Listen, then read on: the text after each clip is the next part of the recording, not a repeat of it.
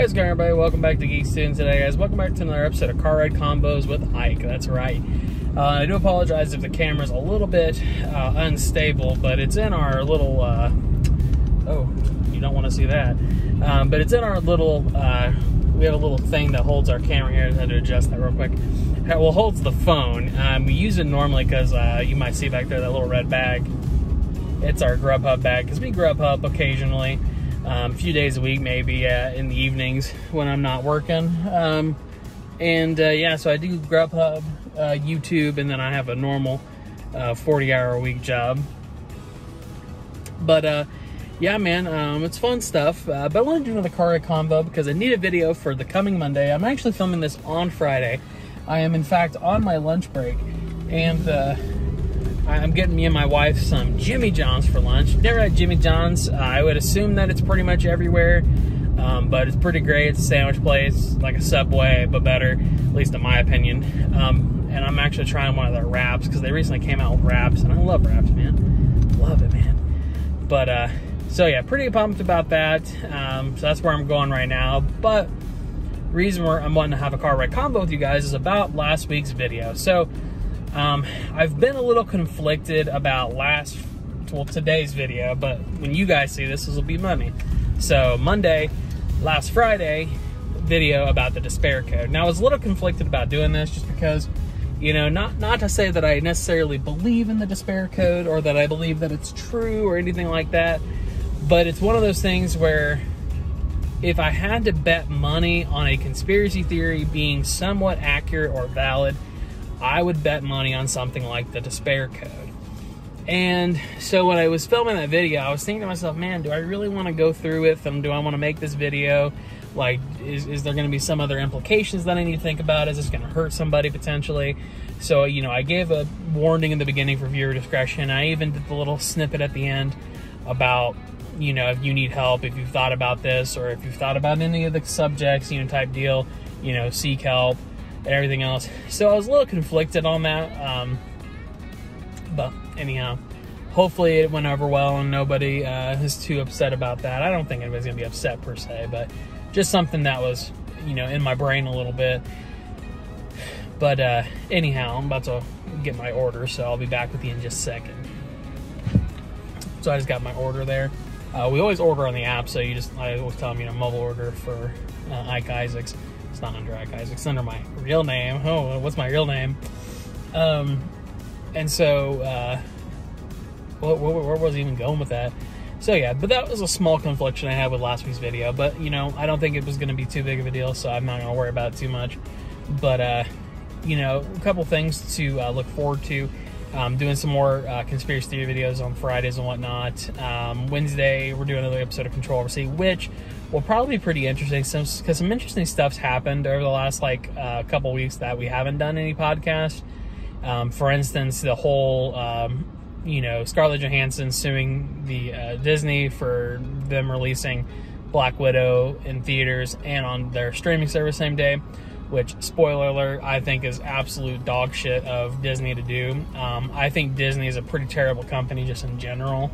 I think that they do more harm than good for the entertainment industry, especially with their monopolization of a lot of the IPs and things of different, you know, event lenders and stuff like that. So, you know, I already don't like Disney, but the fact that they did some scummy shit like this, and then, you know, now somebody who they're contractually obligated to pay isn't getting paid, I don't know, man. That just kind of doesn't sit right with me, but it is what it is. I'll probably talk to Salsa about that. I don't know. Salsa will probably have the same thought process because, I don't know, the whole thing, it's just shady from start to finish. The whole streaming service and releasing brand new movies on streaming service, it's almost like the perfect loophole to make money and screw over talent. Because technically streaming services are separate considerations typically in regards to releases, right? They're not like a DVD release. They're not like a theatrical release. It's a streaming release, right? So there's been some really weird stuff that's happened over the last, honestly, since over the last year during the pandemic and everything else with streaming. And, you know, my thought process on Disney streaming services, I love Disney Plus. I love the shows that they're producing. I love the Marvel shows, especially WandaVision was just chef's kiss. I haven't had a chance to watch Captain America Winter Soldier, not Winter Soldier, Falcon Winter Soldier, Jesus. or Loki yet, but and not that I'm not gonna watch them, but I hate supporting Disney because they're doing shit like this to people who make them money. Not only that, but the whole them putting up a paywall for streaming new movies, except for Pixar, who apparently Pixar is the greatest. I mean, I can't remember the movies that they released. What was it? Soul and not Raya. Raya had a paywall. So did Mulan. It was the fish movie about the fish people. Oh my god, I just watched it. I loved it. I can't remember what it's called now. But the fish movie. The fish people, the fish kids. That's like Silencio Bruno. Oh fuck, what is that called? Lupo? So I feel like it starts with an L. I'll figure it out.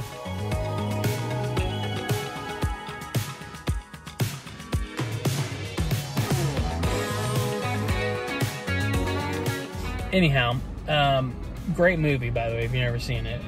But they have been putting up paywalls for some of their Disney properties. The Pixar properties seem to be getting straight releases on there, which is great. Everything I've watched with Pixar is great. Didn't really care for Raya, The Last Dragon, or Mulan for that matter. Neither of them really were like standout films to me, but every Pixar movie that they've produced so far has been amazing, honestly. But shoot, where was I going with that? Oh, paywall movies, not a fan. I think we talked about it a little bit in past episodes of Controversy, but I hate it when these streaming services start getting greedy, because that's what it is. Ultimately, that's what it is. You know, you might say differently, but I think it's greed, because what they're doing is you're getting charged for the subscription service, and then you're getting charged an additional $20 just to rent the movie. You don't even get to own it; just rent it for a period of time, which I'll talk about a little more in a second. But it's time to get my food. Okay, so back to what we were talking about. We were talking about the whole scummy Disney thing, and I don't know, man. Don't get me wrong. I know people love Disney. I know people love like the concept of Disney and like Disney Plus and the streaming service. And don't get me wrong, I like it too. I think that Disney Plus was a fantastic idea. I'm part of the of Disney and everything else, because realistically, by them creating a streaming service, they're streamlining all of their content that people haven't been able to watch, because a lot of it was being split between 100 different services like Netflix and Hulu and Amazon and everything else. And I think it was a great idea to streamline it and make it more convenient and accessible to more than just the people who were able to pay for all those streaming services. I remember there was a time where you could only watch some of the Marvel stuff on Netflix, but then there was other Marvel stuff on other streaming services too, so you either had to buy all of them or miss out on the releases of some of the stuff, and that wasn't very cool. It wasn't very cash money of them to do that, but that's just how life was, right? But now, since Disney owns all of these different properties and they own all of this stuff, they have a very substantial streaming service that I think overall is great. I have no problem with the streaming service in of itself. I just have a problem with some of their practices, ergo the whole Scarlett Johansson issue, but also the issues that have arisen with them creating paywalls for movies and everything else. And I understand why they're doing it, because it's an alternative to going to theatrical releases during COVID. But the one issue that I have with that is that there are other streaming services that are doing the same thing, but they're not putting up that additional paywall, right? The only people who put up that additional paywall that I know of, because people like Amazon and stuff, if a new movie gets added to Prime that's not been released in theaters yet, or is being released simultaneously in theaters, it's available on Prime, right? There obviously are the people who will just sell the movie to you. Like, you can buy brand new movies on Amazon early. Same thing with things like Vudu and YouTube. You can buy the movies straight up, new release, like they're being released in theaters at the same time, and you can buy them at the same time, right? But that means you own it. You can rewatch it. But that's not the case with Disney Plus. You pay $20, and rather than, or however much it is, I honestly don't know, but rather than also being able to have the movie, you only can watch it once. Sorry, one sec, gotta check the mail. Alright, so I'm trying to wind down here because I'm about to be back home and then I gotta go eat lunch. But the last thing that I want to kind of throw out there, just in this same topic, talking about this Disney issue and everything else,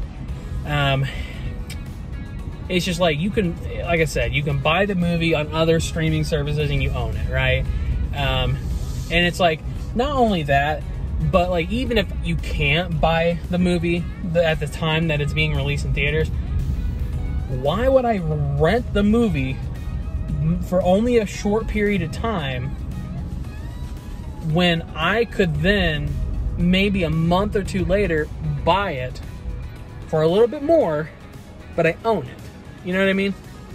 And I feel like that's eventually going to be the issue that people start to realize, is that, yeah, sure, Disney's making some money off this now, but I think that eventually, because consumers aren't as stupid as people think that they are, all right? Don't get me wrong, I took all the marketing classes when I went to college, everything else. The whole premise of most marketing is, you know, most marketing situations and most advertising and everything else is about marketing to people that don't know better. But consumers are getting smarter, all right? Most consumers aren't the smartest, but they're getting smarter. And I think that we're eventually going to reach a precipice where people are being too smart to fall for these essentially foolhardy decisions to purchase movies or rent movies for an exorbitant amount of money. And we're eventually going to get to the point where these streaming services can't sustain their business model. So Disney Plus being one of them, they're eventually going to get to the point where they can't sustain their business model of releasing movies at the same time in theaters. And they're going to have to go back to the old format of releasing them in theaters. And then it's going to be, okay, we'll give you, you know, next month release on Disney Plus for an extra subscription, right? Because eventually what they're going to move to is their model, instead of it just being, you pay a flat rate for our subscription service, is they're going to nickel and dime you. They're going to say, you can pay for the basic package, which will give you X, Y, and Z, or you can upgrade to A, B, or C packages that give you these other things like Marvel, or, you know, Fox, or Animal Planet, or whatever else they have on there, or National Geographic, I think it is. But the point being is that eventually their current business model is going to fail because the consumer is going to become too smart. And then you're going to see the issue pop up where Disney Plus is just going to then become a Ponzi scheme where you basically have to, you know, if you're not in a high enough tier, you're basically going to get jack shit. So, and I mean, hell, even people like Netflix are talking about putting ads, you know, and then having to offer premium memberships like Hulu. And I don't like that, dude. I already pay you enough money. I pay them enough money for streaming and everything else. But anyhow, I'm going to end it there. Tell me what you guys think in the description down below. Do you like Disney Plus? Do you like what they're doing now? Do you think their current business model is good? What do you think about the whole ScarJo thing? And also, did you check out my video from Friday? Did you like the Despair Code conspiracy theory? And if you did, let me know in the comment section down below. Leave us a like, a comment, subscribe, anything else. Hit us up on social media that's in the description and at the end of the video. And as always, if you want to join the Geek-Stew crew, let us know in the comment section down below your handle. We'll reach out to you, or reach out to us directly on social media. Message us on Facebook or Twitter. But yeah, otherwise, stay safe, stay happy, stay healthy, and we'll see you in the next one. See ya.